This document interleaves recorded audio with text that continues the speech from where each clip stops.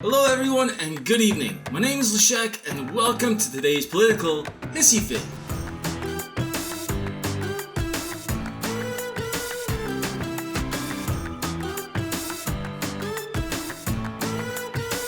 First story today, the House votes on a resolution establishing the next steps in the impeachment inquiry. This kind of reminds me of those meetings at work where you debate on when to have the next meetings. To put things into perspective, Nixon resigned 10 months into the process that the Democrats started a month ago. Of course, Nixon didn't have Rudy Giuliani in his corner.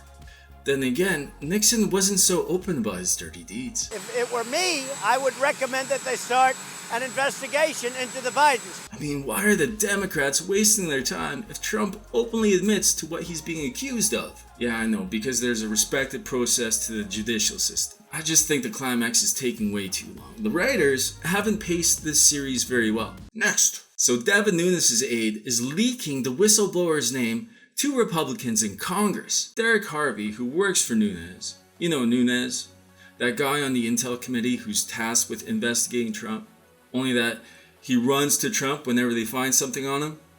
He's the political version of a dirty cop. Anyway, his gopher, Derek Harvey, has provided notes for House Republicans identifying the whistleblower's name ahead of the high-profile depositions in the impeachment inquiry. So the purpose of the notes, according to one source, is to get the whistleblower's name onto the record of proceedings, which committee chairman Adam Schiff had pledged to release to the public. In other words, it's an attempt to out the anonymous whistleblower and put his or her life in jeopardy of fanatic Trump supporters. Great. So they're putting the life of a fellow citizen in danger for following the rules and reporting illegal activity. And really, what's the point? The whistleblower's allegations have already proved to be true. This Derek Harvey guy is basically asking to get himself into trouble. Anything happens to the whistleblower, this Derek Harvey guy is an accessory after the fact. And for what? Revenge? Seems like a pretty stupid hill to die on. Check yourself before you direct yourself. Who is this Derek Harvey? Never trust a guy with two first names. I'm just kidding, I don't discriminate. Pope John Paul II had two first names, and he was a legend. I just looked up his Wikipedia, and the guy is only 46 years old. Looks 66. Damn. Tales from the Crypt. I guess doing evil stuff really makes you age. These guys putting party ahead of country should all be put in a concrete room filled with more concrete. The top Ukrainian expert at the White House will tell impeachment investigators he twice reported concerns about President Trump's pressure tactics on Ukraine.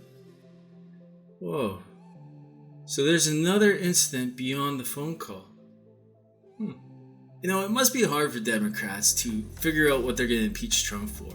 Because every time they have a goal to shoot at, more damaging information surfaces, and then they have to investigate that. It's like the goalposts are on dollies at this point.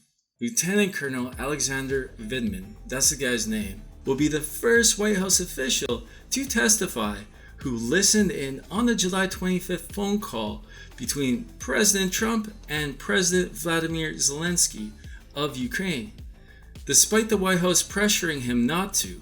In the statement, he said, "I did not think it was proper to demand that a foreign government investigate a U.S. citizen, and I was worried about the implications of the U.S. government's support of Ukraine. I realized that if Ukraine pursued an investigation into the Bidens and Burisma, it would likely be interpreted as a partisan play, which would undoubtedly result in Ukraine losing the bipartisan support it has thus far maintained." Geez, I didn't even think about that angle. This guy sounds like an incredible witness. He's going to have the support of the army, that's for sure. I'm curious how the Republicans are going to try to ruin this guy's reputation. The colonel, a Ukrainian-American immigrant who received a Purple Heart after being wounded in Iraq by a roadside bomb, could be a more difficult witness to dismiss than his civilian counterparts. See? What are they gonna say, that he was some creepy stalker listening in on other people's phone calls? I don't even know the depths that they're willing to go to on this one. Only losers get hit by roadside bombs. Oh, but the president didn't hold Zelensky's hand and spin around the room 3 times and look in the mirror and say quid pro quo, so it doesn't count. Fox News will probably spin it that he was born in Ukraine, so he must be a double agent. Next, Trump wants to make a deal with Exxon to tap Syrian oil. We should be able to take some, he says. During the speech about killing al-Baghdadi, he said that the oil is valuable because we should be able to take some. The president went on to say that he intends to make a deal with ExxonMobil or one of the other great companies to go there and spread out the wealth. Because we should be able to take some also. And what I intend to do, perhaps, is make a deal with an ExxonMobil or one of our great companies to go in there and do it properly, right, and spread out the wealth. But no, we're protecting the oil. We're securing the oil. I didn't make a mention of this in my last video just because I don't know any jokes about trickle-up economics. What? They're calling it trickle-down economics?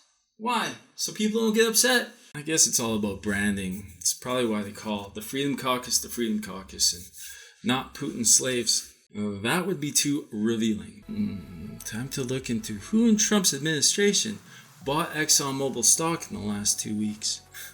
Imagine being enlisted and knowing that you're just a mercenary for ExxonMobil. But yeah, that's Trump's new policy. Leave their ass and take their gas.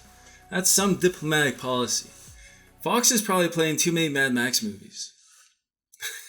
I'm getting sidetracked.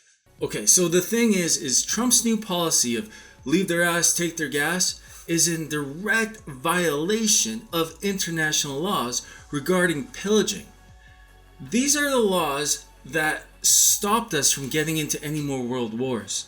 Pillaging has generally been defined as the unlawful appropriation of public or private property in connection with an armed conflict. International humanitarian law only permits an occupying army to use the natural resources of the territory for the needs of the occupying army or for the benefit of the local population. Neither of these explanations would apply to the economic exploitation Trump is advocating.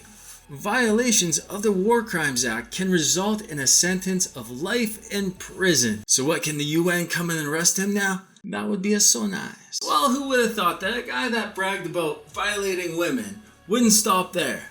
Grab him by the oil pipelines. Well, that's it for today. Thank you guys for watching. Make sure you like, subscribe, and join me on the next episode. Later.